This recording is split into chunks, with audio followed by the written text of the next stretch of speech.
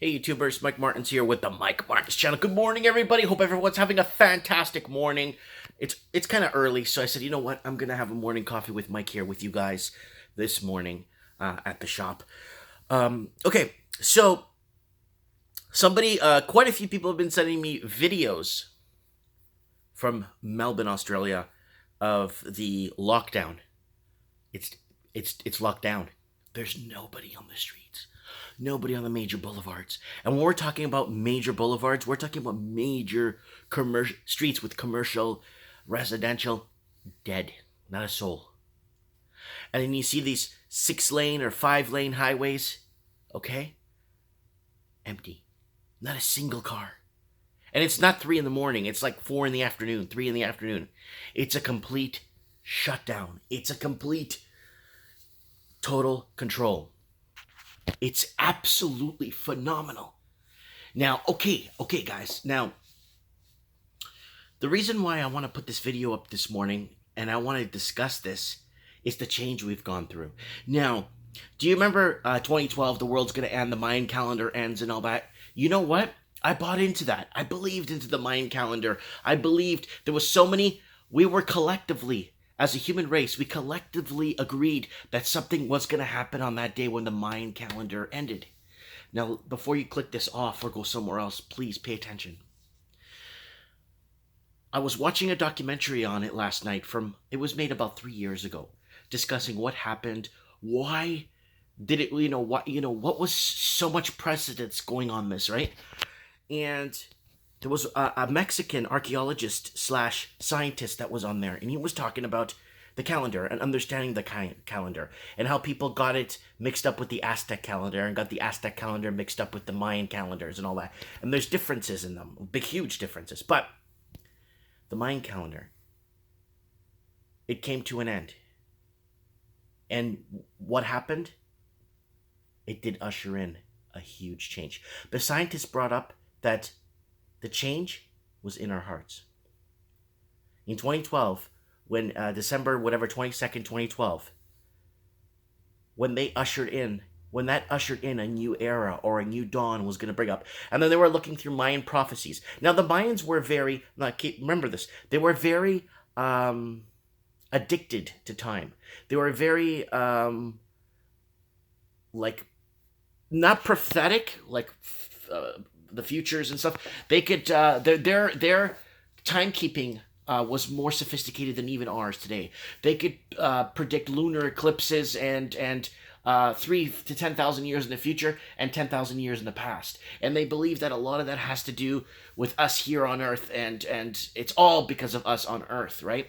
So now, after 2012 happened, I started watching videos and reading documents and stuff, and even articles and stuff in the paper, basically saying that it ushered in, it basically they're saying it's ushering in a new light, a new change.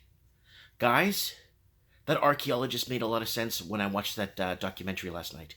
The change will be in us and in our hearts. So on December 22nd, 2012, when the Mayan calendar ended, it did end. And it did usher in a new change. And we're looking at it right now, plain as day, writing on the wall. This is the new change. 2012 hit, I'm like, nothing's happening. 2013 hit, no, nothing's really, it's until the 2016 election, then you started to see a huge movement across the planet.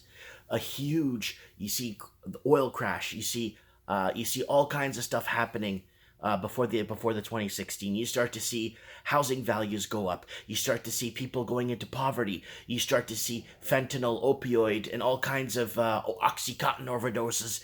Our youth. It's an economic takeover. And this is the change.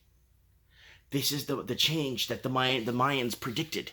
The change, the usher in of the new era, the ushering in of a new time. They're ushering in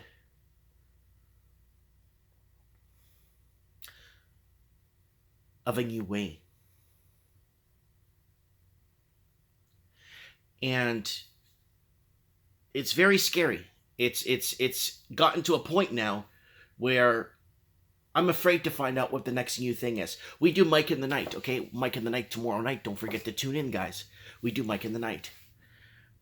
And it's really hard to put a title on there for the next week if we're going to be talking about foreclosures, if we're going to be talking about a virus, if we're going to be talking about a military standoff somewhere, if we're going to be talking about trade wars or embargoes, if we're going to talk about the price of gold. We can't.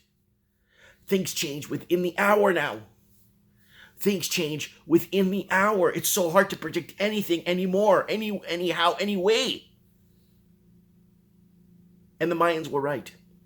And the change that they predicted, the change that scientists said, that the change will be in us, in our hearts, in us, in our way of thought, in our way of how we perceive things. And that's the scary part. Because 20, 30 years ago, I would perceive this risk game. I'll analyze it. I'll look at it and tell you guys what I think. But realistically, what I think means absolutely nothing. What I mean means what I think about this game means zero. It's a waste of discussion. But nowadays, we've crossed wires somehow, where if someone criticized me about talking about something that means nothing and that has zero meaning, I could go ahead and say my feelings are hurt. We're in a time where people like to dish it out, but then when they receive the reverb back to them, it's not good. We live in a time where feelings have trumped over reality, the truth, the day-to-day. In feelings on the grand scale of things, never mind the grand scale of things, within a 3-meter distance of you, or within a 3-minute provision of time, means absolutely nothing. On the grand scale, zero. We live here and now. Living in the past isn't going to bring you into the future. Living in the past will bring more past into the future.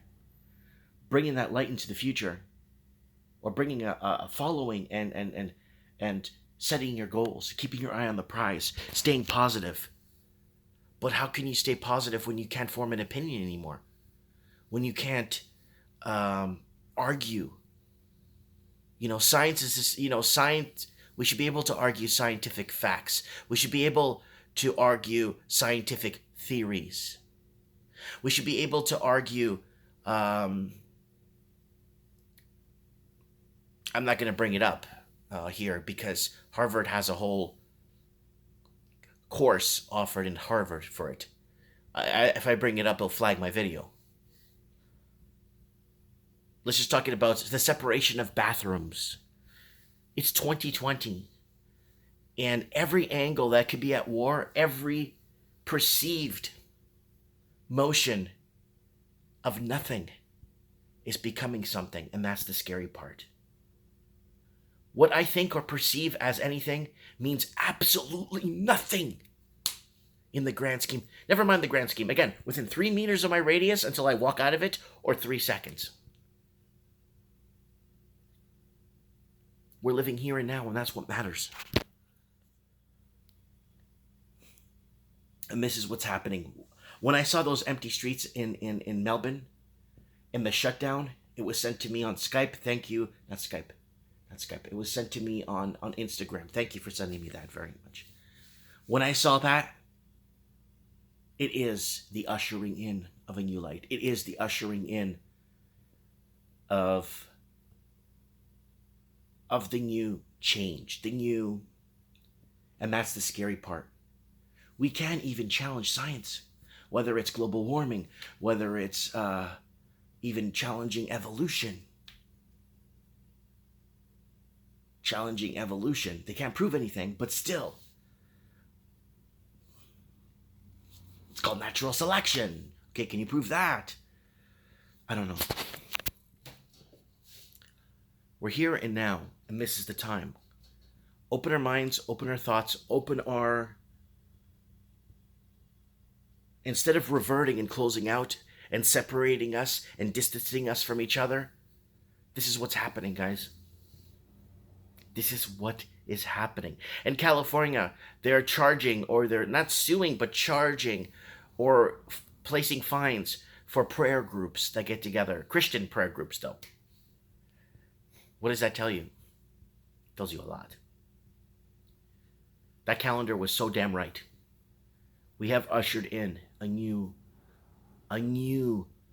course of millennia, a new course of movement forward. We have ushered in a new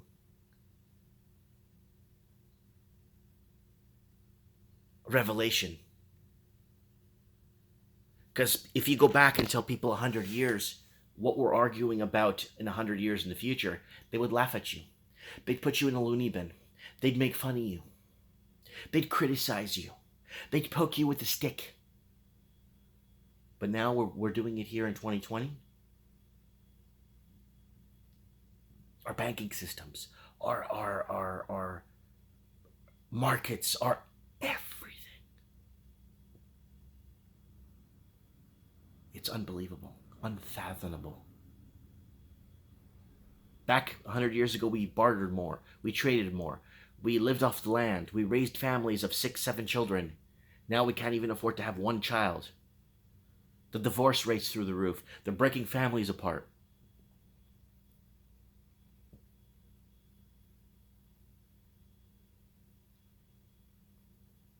Anyways, let me know. Mayan Calendar. It's dead right. It's so right. The Mayan prophecies of what... It's not really a prophetic thing, but they're ushering you a new enlightenment, a new movement forward in the age of man. And we're seeing it now. Oh man, are we ever seeing this new movement? Comment below. I'm reading your comments in the next couple of minutes. Let me know what you guys think.